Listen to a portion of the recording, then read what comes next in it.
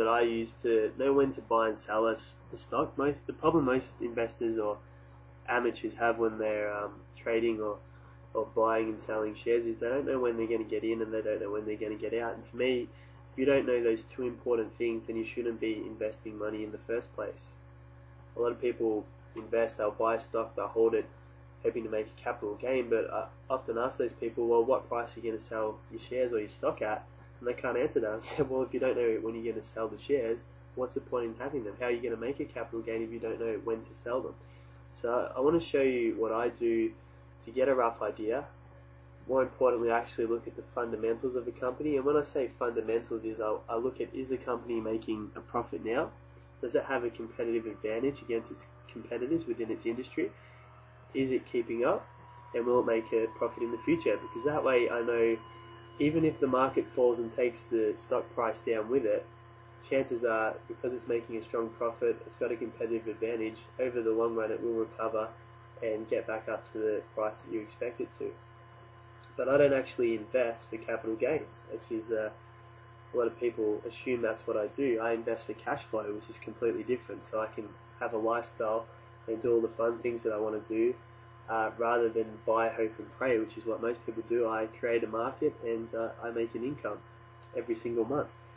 So I'm not going to look at fundamental analysis right now, but I just want to give you a little insight into what I do. So I go to a site called Yahoo Finance, and you can type that into any search engine and come to this page. You'll get taken to the home page like this, and you can type in any company name you want into this little search box and it'll bring it up. So if you want to look up Coca-Cola, for example, you can just start typing it in and it'll give you a list of companies.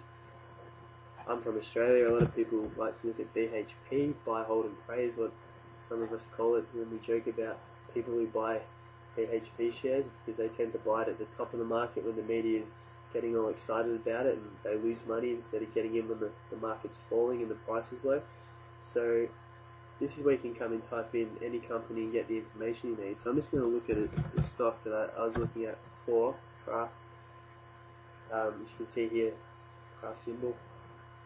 And I'm just going to show you my process. So I'm not looking at fundamentals in this video, I'll explain that in another video.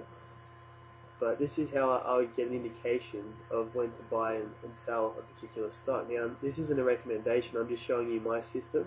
Anything I do is not something you should do. You just need to work out whether it's the right strategy for you, considering your own individual situation. I'm just showing you my process. So it's not for everyone.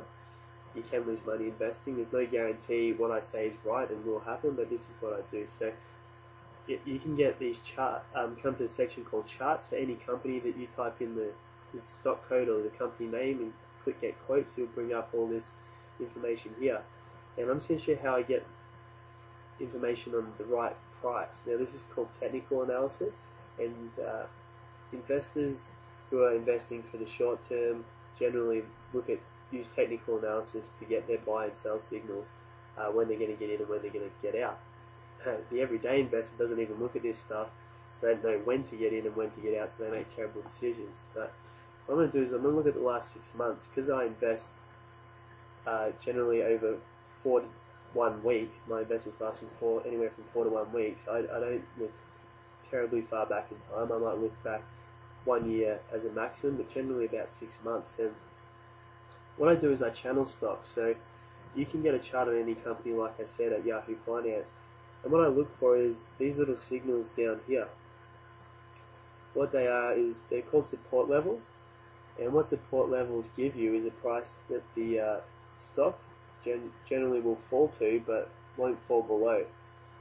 And of course that's not a guarantee, but it gives us a rough time at the right time to go and buy a stock or promise to buy a stock, which is what I do. I promise to buy it, I don't actually buy it, and I get paid for that, which is how I get my cash flow.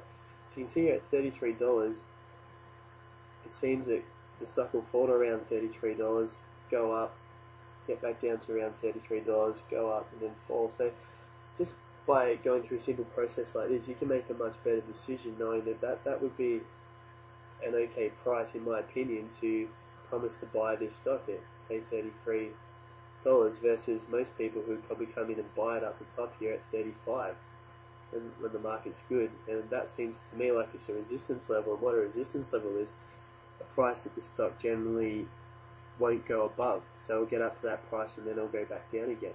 So what would that give you? That would give you a good price to maybe sell the stock at.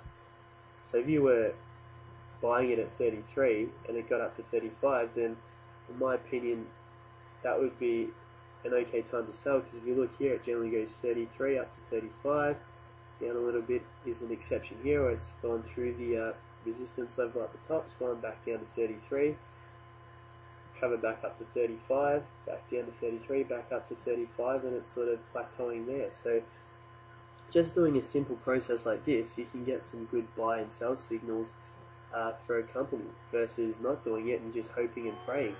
So this is the small differences between someone that does well with investing and someone who doesn't do well. But my strategy is not to buy and hold and buy and sell stocks, it's to generate a cash flow. So I wouldn't go in and buy it at 33 and then hold on to it till it gets to 35 and sell it. I would promise to buy it at $33, get paid for that promise. Then if I ended up owning the stock, I'd rent it out maybe until it got up to $35 and make more income every single month. So that's how I base my own personal decisions. And of course you have your own strategy. You don't have to listen to what I say, because it's not a recommendation. And of course, if we look back, if we go back and look at 5 years, we'll see what can actually happen. We had the global financial crisis, and you can see here in January 2009, so it'd be around February, March, around this time here, it actually fell down to $21. So that's a pretty good indication of a worst case scenario, what could happen if the world economy did what it did a couple of years ago. That's the result. So things can go wrong when you're investing, and it's important to know that. But like I said, it's better to go in and have an idea of when you want to get in and when you want to get out, or else you're really just gambling, aren't you? You're speculating and you're gambling. At least if you go in at 33, you've made a decision that, based on your technical analysis, that's not a bad price to pay for it. And selling it at 35, to me, seems that you've done your homework and know that's a good resistance level. And each time it gets to 33, you can buy it. When it gets to 35, you can sell it.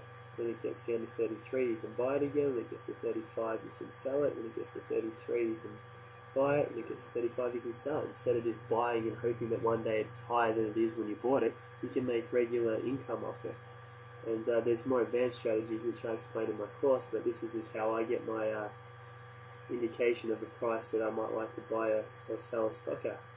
And I just write it down here, so 33 buy Kraft. So I'll wait till it actually gets down to 33, and then I'll promise to buy it and get paid for that promise. And then if I own the stock, I'll deal with it then by renting it out. So that's how I do things. And of course, like I said, it's not a recommendation.